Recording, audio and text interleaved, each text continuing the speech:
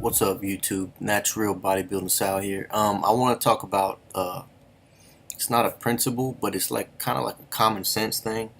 You know, uh, how gravity affects how a lot of gravity affects how big you're gonna get, how much muscle you're gonna gain.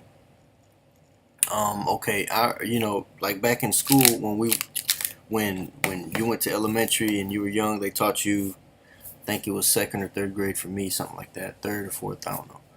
But they taught us in science class that, if we were to live on the moon, our body fat percentage would be just a whole lot higher, and our muscle to fat percentage would be nothing. We wouldn't have much muscle. We'd be mainly fat, like 80% fat if we lived on the moon.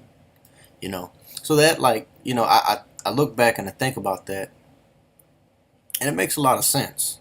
Because we're walking around on our daily time on the moon, and you just become what what the environment is. The environment is there's no gravity, so the more gravity, the more your body is gonna build muscle and and not have as much fat because your body's going through that force all the time.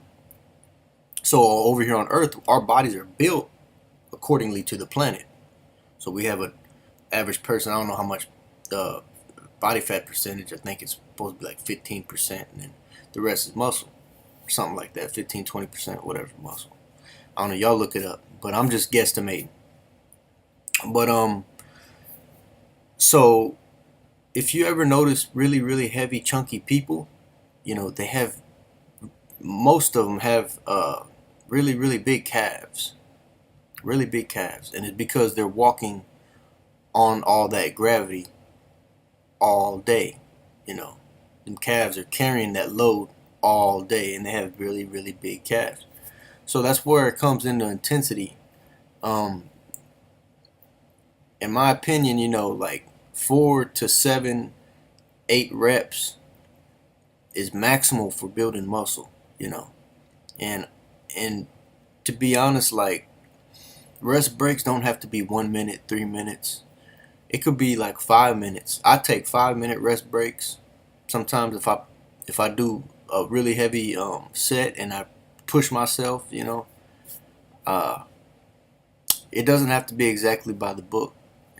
Think outside the box. Different things work. I've applied a lot of stuff that just contradicts the shit out of what the books say, and I'm getting fantastic results.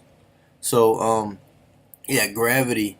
Okay, and another thing, when you're natural, when you're natural, the more force you put on your body at once, the more muscle fibers you recruit at once, the more hormones your natural body wants to produce. So that's the difference between training.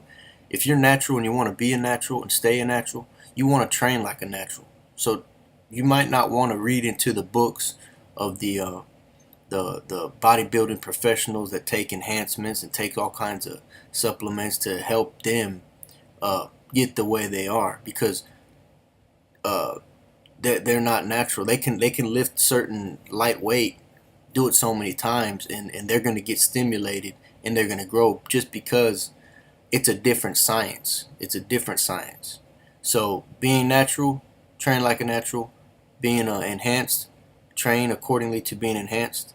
Um, and that's it. That's really all I want to touch on as far as gravity, natural bodybuilding, and weight training. Just how it all wraps in together, and it's kind of common sense, but sometimes we're too busy to really even think about it. But I just felt like I'd touch on that subject. But anyways, keep it real, keep it natural, and I'll see you next time.